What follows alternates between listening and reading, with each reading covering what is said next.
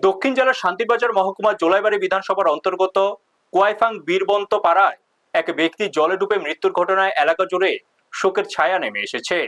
মঙ্গলবার সকালে স্থানীয় বাসিন্দারা একটি জলাশয়ে ওই ব্যক্তির মৃতদেহ দেখতে পেয়ে পুলিশ ও দমকল বাহিনীকে খবর দেন। খবর পেয়ে জোলাইবাড়ী ফায়ার সার্ভিস, দেবদারু ফাঁড়ি থানার পুলিশ এবং মহকুমা প্রশাসনের ডিজাস্টার ম্যানেজমেন্ট দলের সদস্যরা ঘটনাস্থলে পৌঁছান। দীর্ঘ প্রচেষ্টার পর জলাশয় থেকে মৃতদেহ উদ্ধার করা হয়। পরে তাকে কোয়াইফাং প্রাথমিক স্বাস্থ্য কেন্দ্রে নিয়ে গেলে কর্তব্যরত চিকিৎসক মৃত বলে ঘোষণা করেন। পুলিশ সূত্রে জানা গেছে মৃত ব্যক্তির নাম বাবুল মক। তিনি কোয়াইফাং এলাকার বীরবন্ত পাড়ার বাসিন্দা। তার পিতার নাম কেপ্রু মক। স্থানীয় সূত্রে জানা যায় বাবুল মক দীর্ঘদিন ধরে খিঁচুনি বা মৃগী রোগে ভুগছিলেন।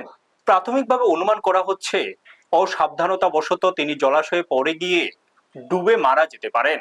তবে মৃত্যুর প্রকৃত কারণ জানতে তদন্ত শুরু করেছে পুলিশ।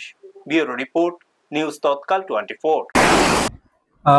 অ্যাকচুয়ালি একটা ব্রড ডেড কেস আমরা পেয়েছি।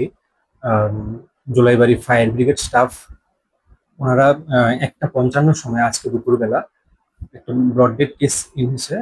এটা অ্যালার্জি হিস্ট্রি অফ ড্রাউনিং।